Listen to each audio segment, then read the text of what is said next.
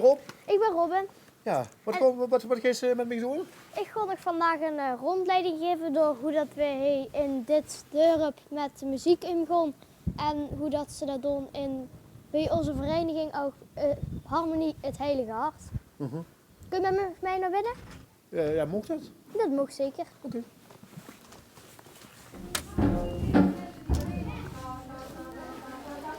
Nou, dus is hier de instrumentenklas. En die instrumentenklas die is een verplicht onderdeel op school in plaats van de muziekles. Voor de groepen 6, 7, 8.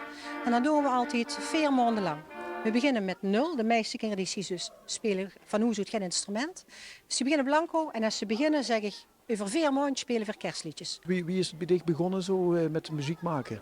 Nou, bij de blokfluitles eigenlijk best wel lang geleden.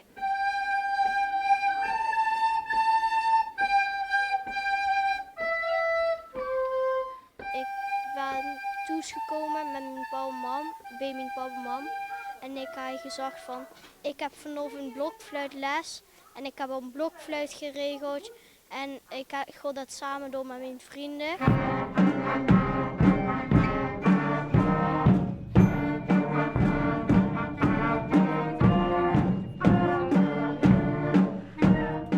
We hebben een instrumentklas, een blokfluitopleiding.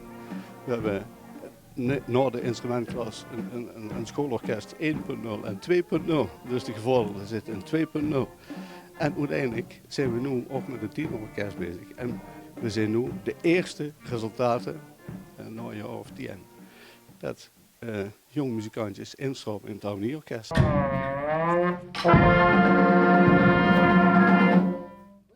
We zijn het nu een aantal jaar aan het doen en je ziet gewoon dat dat ontzettend goed werkt. Dat kinderen echt al in de onderbouw zoiets hebben van, oh, maar als ik straks in die groep zit, dan kan ik, dan wil ik dat gaan doen of wil ik dat gaan kiezen. En dat merk je, dat als een soort olievlek werkt. Ja. Jij gaat dwarsfluit spelen. Wat is jouw droom met dwarsfluit? Misschien kom ik dan ook op het grote orkest. Want je wil graag bij de grote harmonie spelen dan? Ja. Ja. Ik wou eerst heel graag de saxofoon doen. Maar uiteindelijk toen dat ik heb gehuurd hoe dat dit schoene instrument klinkt, dacht ik toch, dit is wel iets voor mij. Instrumentenklas is onder schooltijd. Schoolorkest is na schools, gewoon, dat is vrijwillig.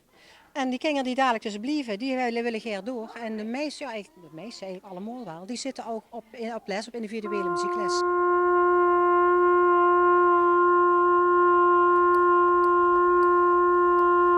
Ik ga nog even weer drinken, denk ik, tussendoor. Ja?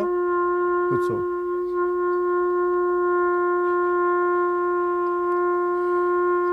Zul je het al donker moeten? Ja. Kijk, ik kreeg zelfs applaus.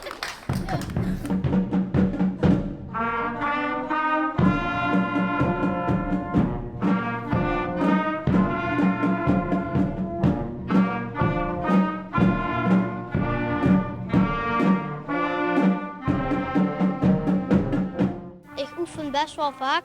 Alleen soms heb ik mijn papa en mam toch nog nodig om mij aan het muziek maken te zetten. Ik ben eigenlijk de meest ervaren trompetspeler hier. Want je speelt ook bij die grote harmonie al. Ik speel ook bij die grote harmonie. Wat is het verschil?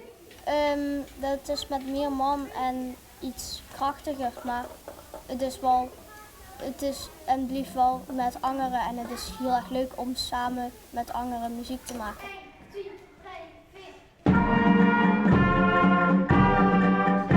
De grootste uitdaging is om het interessant te houden en ook om toch de bezetting groot compleet te houden. Het is een vrij jong vereniging, zitten kwalitatief jong, goede muzikanten, ook net nog een hele hoge leeftijd. Dus, maar er moet wel instroom komen, want anders dan gaat het heel erg snel bergafwaarts.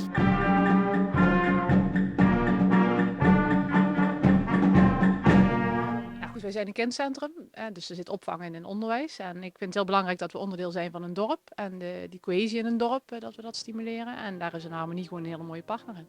Vindt zich dat iedereen bij de harmonie moet? Dat moet niet, maar dat is wel heel erg leuk. Want?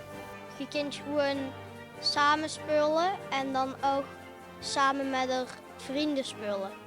Maar dat kent ze met de Lego ook. Dat kan ik met de Lego ook, alleen dit is muziek maken. En muziek is ander iets dan met Lego spullen. En het mooiste instrument in de harmonie is? De trompet.